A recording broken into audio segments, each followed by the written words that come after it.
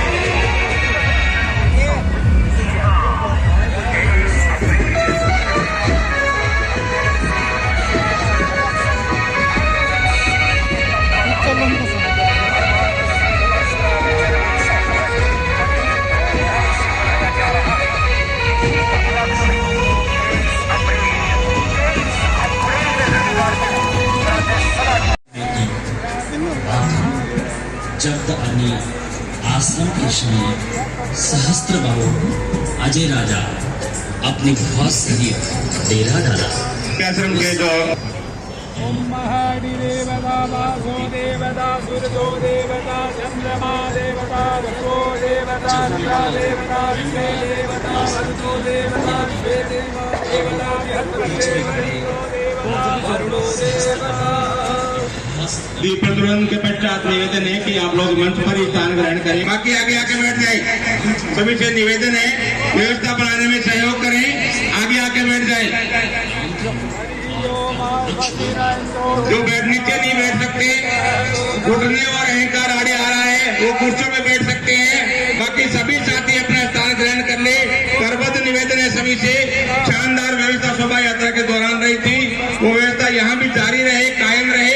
आप लोग यहाँ आगे आके बैठ जाए, व्यवस्था संभाले। वसिनो बृहस्पतिर्दधातु ओम स्वस्ति ओम स्वस्ति न इंद्रो यदसमाः स्वस्ति स्वस्तिमस्तारिषो अरिकनेमिः वसिनो बृहस्पतिर्दधातु ओम शान्ति शान्ति शान्तिरस्तु। वेदासे तांगेनो ग्रेवे वब्बारे मणा तस्यास्ते परे देवे दे वायानादियाया गादे आयानो प्रजने रकरावे दासादानमा काराम्बोरा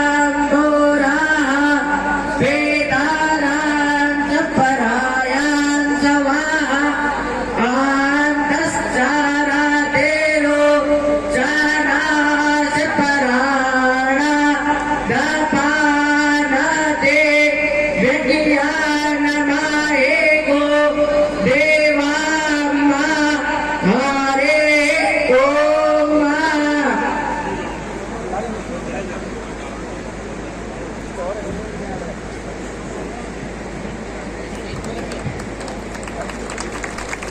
बोलिए भगवान परशुराम। निवृत्तनाथ जी महाराज का स्वागत एवं अभिनंदन।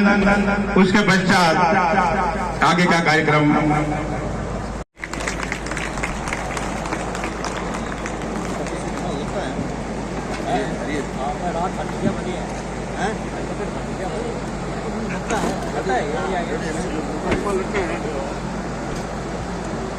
मधुसूदन जी राजपुरोहित के स्वागत हेतु बुलाना चाहूंगा मैं ओम प्रकाश जी तिवारी और केसरी चंद जी भोजक को कि आप आए और उनका स्वागत करें। ओम प्रकाश जी तिवारी और केसरी चंद जी भोजक महासभा सदस्य तहसील वहां पहुंचे मंच पर और उनका स्वागत करें। ओम जी के स्वागत हेतु मैं बुलाना चाहूंगा आदरणीय मुरलीधर जी शर्मा,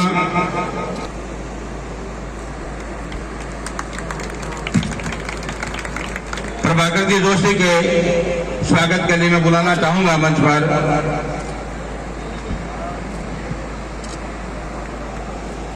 जो बुजुर्गों का आशीर्वाद और एक टीम जो आप देख रहे हैं पूरे पंडाल में टीम।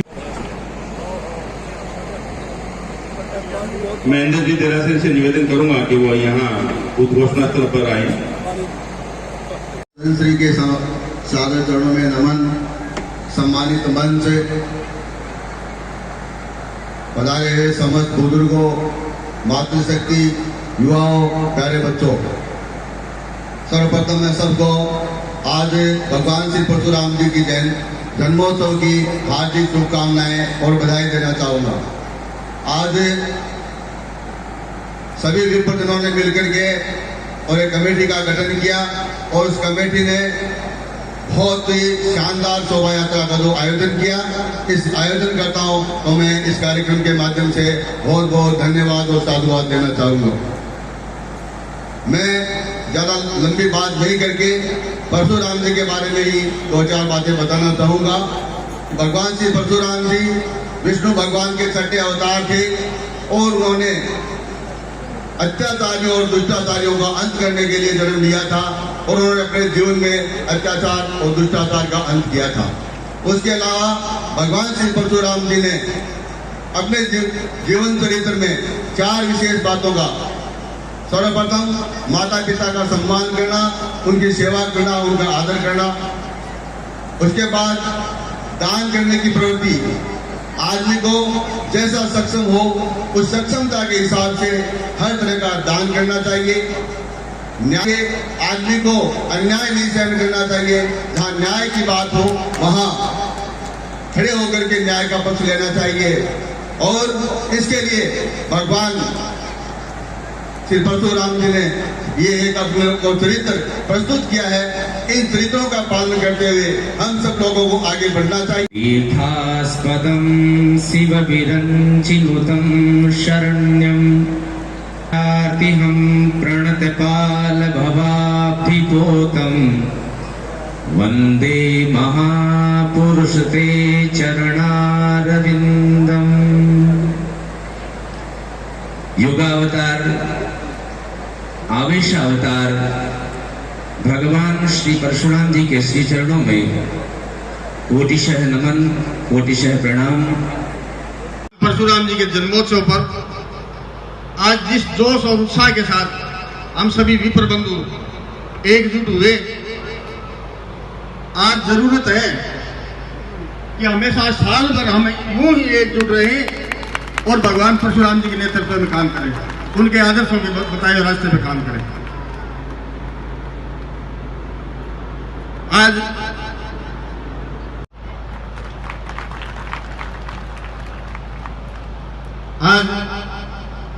भगवान परशुराम जी की भव्य शोभा यात्रा निकली। बुजुर्गों में, युवाओं में, माताओं में, बहनों में बड़े जोश और उल्लास के साथ इस यात्रा में शामिल हुए। और निश्चित रूप से ये जोश रहना भी चाहिए, जिसकी बदौलत 7 बार उन्होंने इस क्षेत्र का प्रतिनिधित्व किया। उनके मन में भी हमेशा समाज के लिए तो रहता ही था, सर्व समाज के हित के लिए वो उनका सोच था, उनके विकास के लिए उनका सोच था। आज वो हमारे बीच नहीं है। मैं सभी समाज बंधुओं को ये विश्वास दिलाना चाहूंगा कि जो पंडित जी के आदर्श थे, जो सिद्धांत थे, जो समाज के प्रति सेवा की भावना थी, उसी भावना के चलते हुए मैं समाज की सेवा करूंगा, काम करूंगा।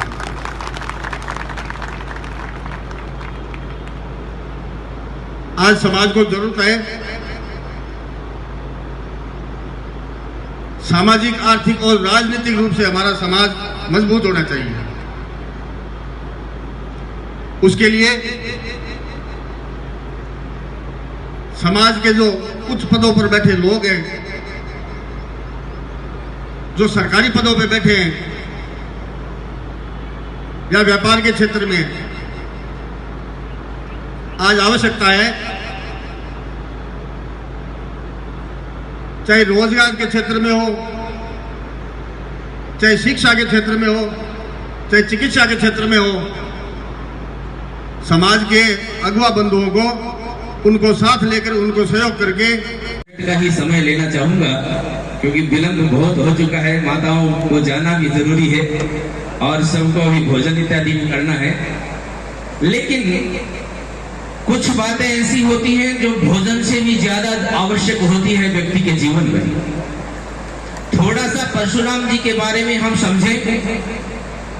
हमारी भारतीय धर्मशास्त्र में, भारतीय संस्कृति में ब्रह्म की परिकल्पना की गई। एको ब्रह्म द्वितीयो नास्ति। इस सारी सृष्टि को चलाने वाला कर्म मार्गी और तीसरी विधा है भक्ति मार्ग की। जो ज्ञान मार्गी होते हैं उनका आदर्श वाक्य होता है ब्रह्म सत्यम जगन मिथ्या। ब्रह्म ही सत्य है और ये सारा जगत मिथ्या स्वरूप है। उनका मानना यही है कि इस सृष्टि में केवल एक तत्व ही काम करता है एक शक्ति ही काम करती है जिसको हम ब्रह्म कहते हैं, और उस ब्रह्म की उपासना ही वो सब का सब कर्म के नियम के आधार पर चलता है। जैसा कर्म करता है व्यक्ति वैसा ही उसको परिणाम भोगना पड़ता है। इसी बात को तुलसीदास जी महाराज रामचरितमानस में लिखते हैं, होगा तदनुसार ही आपका जीवन होगा, जैसा आपका कर्म होगा तदनुसार ही आपके साथ घटित होने वाली घटनाएं सामने आएंगी। इस भाव को रखते हुए कर्मयोगी जीवन जीता है। तीसरी धारा है भक्ति की धारा। जो भक्ति की धारा में प्रवाहित रहते हैं उनका सिद्धांत रहता है, सिया राममय सब जग जानी, करम प्रणाम जोरि जुग पानी। केवल भगवान ही इस सृष्टि के आदि देव हैं। केवल भगवान की भक्ति ही मनुष्य का परम लक्ष्य होना चाहिए, ऐसा भाव भक्ति मार्गी मानते हैं। हमारे महापुरुष ये कहते हैं कि इन तीन धाराओं से ब्रह्म की उपासना की जाती है, लेकिन जहां ये तीनों धाराएं एक साथ स्फूर्त होती है, एक साथ निश्चित होती है, उसको हम अवतार कहते हैं। ऐसे ही युगा अवतार हुए हैं भगवान श्री परशुराम, जिनमें ज्ञान की, कर्म की और भक्ति की तीनों धाराएं एक साथ प्रवाहित होती थी। ऐसे परशुराम जी की संतान आज आप सभी यहाँ सामने बैठे हुए हैं। ये सत्य है कि हम परशुराम जी की संतान हैं, और ये भी सत्य है कि हमारे भीतर तीनों धाराएं स्फूर्त हो रही हैं। लेकिन साथ ही साथ ये भी सत्य है कि युग के प्रभाव से हम धाराओं के विपरीत ही गमन करने लगे हैं। आज हमें परशुराम जी को याद करते हुए इस बात को भी समझना बहुत जरूरी है कि हम ब्राह्मण तभी ब्राह्मण हैं जब हम भगवान श्री कृष्ण के मुखारविंद से निश्चित हुई गीता के इस उद्घोष को भी समझें। भगवान श्री कृष्ण ने क्या कहा? चातुर्वर्ण्यम मया सृष्टम गुण कर्म विभागशः। ये सत्य है। आज के वर्तमान समय में इन वर्ण व्यवस्थाओं का बड़ा विरोध हो रहा है। लोग ये भी मानते हैं कि ये वर्ण व्यवस्थाएं मात्र ब्राह्मणों के द्वारा बनाई हुई है, लेकिन ये सत्य नहीं है। सत्य तो यह भगवान स्वयं कृष्ण है, और कृष्ण घोषणा करते हैं चातुर्वर्ण्य मया सृष्टम। ये चारों वर्ण मेरे द्वारा सृष्टि किए हुए हैं, ब्राह्मण के द्वारा नहीं, भगवान के द्वारा रचित है। लेकिन साथ ही साथ समझने की बात यह भी है कि कृष्ण ये भी घोषणा करते हैं गुण कर्म विभागशः। इन चातुर्वर्णों को गुण और कर्मों के आधार पर रचित किया गया। ब्राह्मण तब ही ब्राह्मण है जब उसमें ब्राह्मणोचित गुण हो, तब ब्राह्मण तब ही ब्राह्मण है जब वो उसके कर्म ब्राह्मणों के अनुकूल हो। और यदि हमने ब्राह्मण के अनुकूल हो, हमारे भीतर संध्या वंदन करने की क्षमता हो, हमारे भीतर सत्यता हो, हमारे भीतर पवित्रता हो, क्योंकि हम ब्राह्मण जब पूजा वंदन शुरू करता है तो सबसे पहला मंत्रोच्चारण ही उसका यही होता है, ओम अपवित्रः पवित्रो वा सर्वावस्थां गतोऽपि वा ये स्मरेत पुंडरीकाक्षं स बाह्य आभ्यंतर शुचि। यदि हमारे भीतर शुचिता नहीं, परशुराम का तीसरा जो अक्षर शु है, परशु, ये शु ही सुचिता है। सुचिता को यदि हमने जीवन में नहीं रखा तो हम ब्राह्मण कहलाने के योग्य नहीं रह पाएंगे।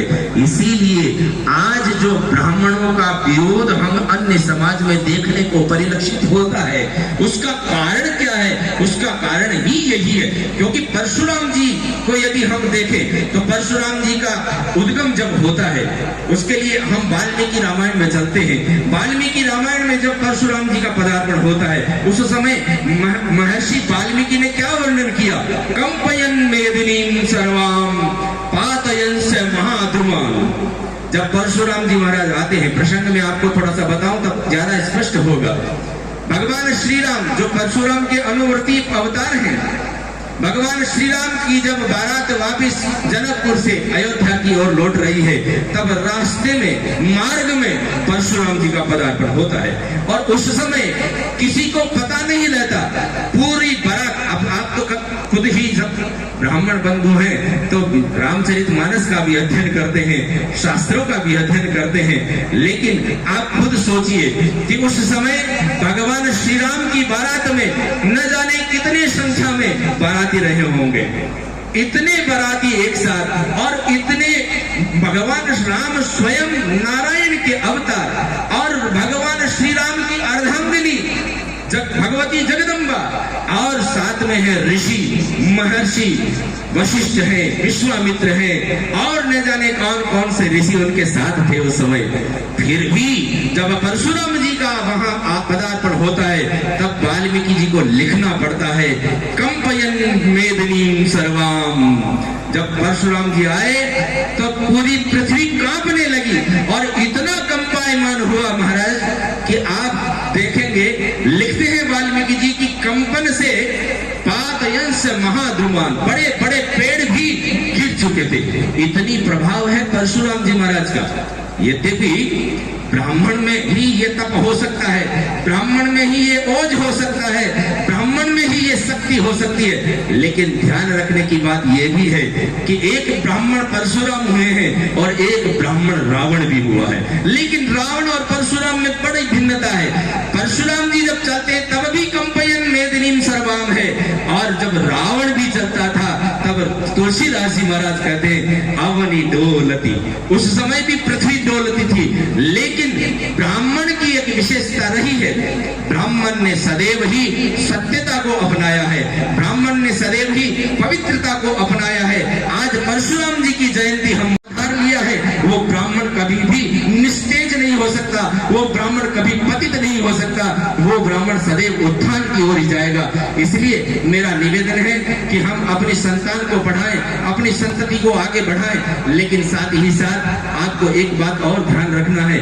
अब इस समय, वर्तमान का समय केवल विद्वता का समय नहीं है। वर्तमान के समय में हमें ये बात भी देखनी जरूरी है कि यहाँ इस समय विद्वता कितनी है, इसका आकलन कम होता है। इस समय देखा जाता है कि आपकी संख्या कितनी है, और संख्या के आधार पर आपका आकलन किया जाता है। यदि आपकी संख्या कम हुई तो आप निश्चित हो जाएंगे, आधारहीन हो जाएंगे। इसलिए जरूरी है जितना संगठन आप कर सकते हैं, ब्राह्मण ने ही कहा है संगे शक्ति कलियुगे। यदि आप में ही संगठन नहीं रहा, यदि आप में ही एकता नहीं रही, तो भला आप संख्या कैसे गिना पाओगे। जैसा कि अभी पार्टी के पक्ष में भी नहीं हूँ, न मैं विपक्ष में हूँ, क्योंकि मैं तो एक सन्यासी हूँ, मेरा कोई इससे कोई लेना न देना। मेरा तो काम एक ही है, जो बात सत्य है उसको सबके सम्मुख रखूं, उसको प्रस्तुत करूं। लेकिन इनकी एक बात मैं जरूर कहूंगा कि ब्राह्मणों को एकजुट होकर के अपने राजनीतिक स्तर को आगे बढ़ाना आवश्यक है, क्योंकि बिना राजनीति के, बिना राज्याश्रय के जो प्रजाति जीती है वो कभी भी अपना अस्तित्व बचाकर नहीं रख सकती। जिसको राज्य से प्राप्त हुआ वही प्रजाति अपने आप स्वतः बढ़ती है। आज देखिए, आज हमारे भारत की क्या स्थिति है। भारत में आज आज स्वयं पतित महसूस कर रहा है, आज स्वयं अकेला महसूस कर रहा है, आज स्वयं अपने आप को निर्बल महसूस कर रहा है। मैं आपसे निवेदन करना चाहूंगा कि हमारे भीतर ये शराबखोरी, नशाखोरी, इसको दूर उसको दूर करना हमारा दायित्व है। हमारी बहन बेटियों की अस्मिता को बचाए रखना हमारा दायित्व है। साथ ही साथ जैसा कि अनिल जी ने भी कहा है, मैं आप लोगों से निवेदन एक ये भी करना चाहूंगा कि ब्राह्मण जो संपन्न है, वो ब्राह्मण जो सबल है, उनको भी अब कृष्ण सुदामा की चरित्र को चरितार्थ करना चाहिए। जो ब्राह्मण विपन्न है और जो संपन्न है, संपन्न अपने आप को कृष्ण के रूप में रखते हुए, विपन्न ब्राह्मण अपने आप को सुदामा के रूप में रखते हुए, और मित्रता के साथ जिस तरह से भगवान कृष्ण ने सुदामा को अपने आधार पर ऊंचा उठाया, ऐसे ही हम संपन्न ब्राह्मण अपने भाइयों को, अपने विभिन्न परिवार के सदस्यों को आगे उठाना बहुत जरूरी है। यदि आप उनको आगे नहीं बढ़ाएंगे तो निश्चित मानकर चलिए कि एक टायर से कभी गाड़ी चला नहीं करती। उसके लिए जरूरी है कि हम सबको आगे लेकर के चले। इन्हीं शब्दों के साथ मैं आप लोगों को बहुत बहुत साधुवाद देना चाहूंगा और भगवान परशुराम से मैं निवेदन करना चाहूंगा कि आपके भीतर ब्राह्मणोचित कर्म हो, आपके भीतर ब्राह्मणोचित गुणों की अभिवृद्धि हो और साथ ही साथ आर्थिक रूप से, सामाजिक रूप से, राजनीतिक रूप से और आध्यात्मिक रूप से आप सबल बने और अपने जीवन को कृतार्थ करें और सारी समाज को एक दिशा दें। इन्हीं शब्दों के साथ आपको बहुत बहुत साधुवाद, बहुत बहुत धन्यवाद। छोटे मुंह कोई बड़ी बात निकली है तो उसके लिए मैं क्षमा प्रार्थी हूँ। सन्यासी हूँ, कहने का अधिकार भी है और कहता रहूंगा और कहना मेरा कर्तव्य भी है। ये कर्तव्य मानता हुआ मैंने आप लोगों से मेरा निवेदन किया है। आप इन पर विचार विमर्श कीजिए और समाज को आगे बढ़ाने के लिए निश्चित रूप से कार्य करते रहिए। हरिओम तत्सत। जय परशुराम, जय जय परशुराम, जय जय परशुराम। महाराज जो प्रसाद ग्रहण करेंगे, स्वरूपदास जी महाराज, मैं निवेदन करूंगा कि आप उनको मंच पर लेकर के आए। कार्यकर्ता साथियों से सभी से निवेदन है कि अपना स्थान न छोड़े, सभी अपना स्थान यथावत रखे। स्वरूपदास जी महाराज जो बीकानेर से पधारे हैं हमारे बीच में आ चुके हैं। अब नन्ही सी बच्ची कृतिका अपनी कविता प्रस्तुत करेगी। बोल बेटा बोल। यहाँ पे आए हुए सभी उपस्थित जनों को मेरा सादर प्रणाम। तो सभी को गुरु परशुराम जयंती की मेरी तरफ से हार्दिक शुभकामनाएं। कथा सुनो वीर की जिसने काल को हराया था, अरिशस्त्र और शस्त्र कालों का संगम उस ब्राह्मण देव ने दिखाया था, ब्राह्मण देव ने दिखाया था। प्रजा जब नियम खोपकर सत्र वर्ण में विकृति सी आई थी, तब जमदग्नि ऋषि के घर अवतार लेकर नारायण ने लीला अपनी रचाई थी। नारायण ने लीला अपनी रचाई थी और माँ रेणुका पिता जमदग्नि ने राम नाम रखा था अपने लाल का और आगे चलकर वही विष्णुवंश भक्त बना महाकाल का, भक्त बना महाकाल का। शिव का तप किया भयंकर, सागर मानो काम कर अमर से टकराया था। शिव का तप किया भयंकर, सागर मानो काम कर अमर।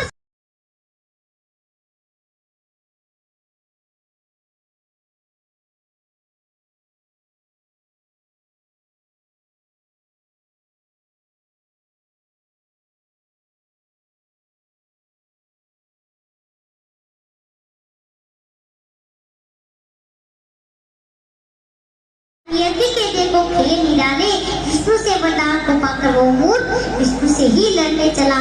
विष्णु से वरदान को पाकर वो मूर्ख विष्णु से ही लड़ने चला। अरे सहमा था हर कोई जिसने भी रौद्र रूप परशुराम का देखा था। अरे सहमा था हर कोई जिसने भी रौद्र रूप परशुराम को देखा था। और परशुराम को ना पाकर शस्त्र बाहु पुत्रों ने अपने पुत्र पर सचिन था लगा दिया। निर्मलता से श्री जमदग्नि का वध किया और प्रभु परशुराम के क्रोध को था जगा दिया। प्रभु परशुराम के क्रोध को था जगा दिया। वो रक्षक ही जब भक्षक बने तो उसकी किस पुस्तक को था मिटा दिया। रक्षक क्षत्रिय धर्म भूले तो सृष्टि पर संकट के बादल कुछ गीत आए थे। फिर क्षत्रिय कुल को धर्म सिखाने मर्यादा पुरुषोत्तम प्रभु श्री राम धरा पर आए थे। मर्यादा पुरुषोत्तम प्रभु श्री राम धरा पर आए थे। रघुवंशी राम ने फिर से क्षत्रिय धर्म को श्वेत किया, जिनको कुछ दुष्टों ने तामलीन किया। और इसी धर्म के बल पर श्री राम ने परशुराम से विष्णु तत्व था छीन लिया। युद्ध त्याग फिर प्रभु परशुराम महेंद्र पर्वत पर तप करने को विराजे थे। द्रोण कर्ण और उनका पुत्र परशुराम सीचों के डंके समस्त कार्य व्रत में बाजे थे। भृगुवंश के अचूक अस्त्र का कर्ण ने जल कर्ण संधान किया। और महिमा देखो प्रभु परशुराम की, स्वयं गांडीव धारी परशुराम का सम्माननीय विधायक अनिल जी शर्मा एवं भरत जी गौड़ से मैं आग्रह करूंगा कि आप महामंडलेश्वर सरयूदास जी महाराज का स्वागत करें, अभिनंदन करें।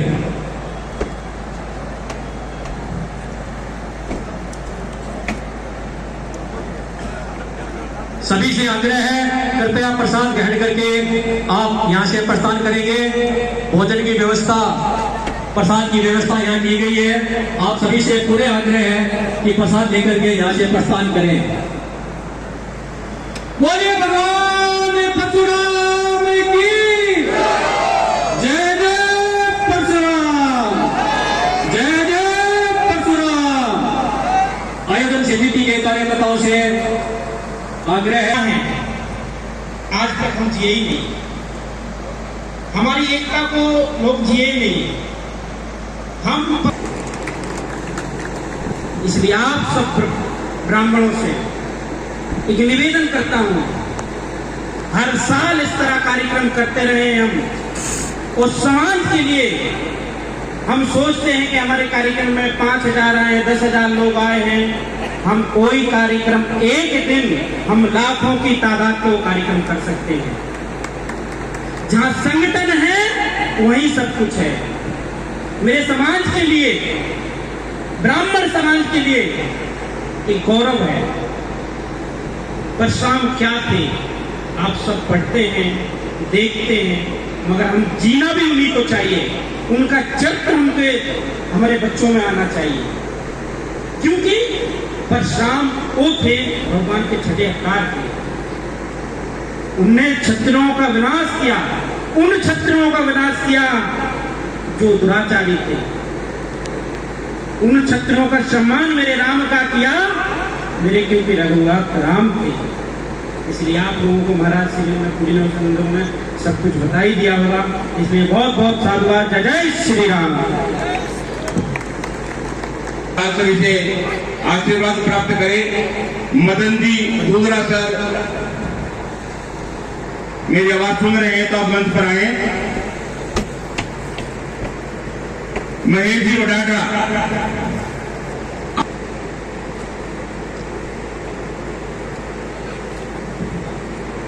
आज के इस कार्यक्रम में प्रत्यक्ष या अप्रत्यक्ष रूप से माताओं बहनों का, जिन साथियों ने हमारा सहयोग किया मनोबल बढ़ाने के रूप में, अर्थ सहयोग के रूप में, उन सभी का बहुत बहुत आभार, धन्यवाद।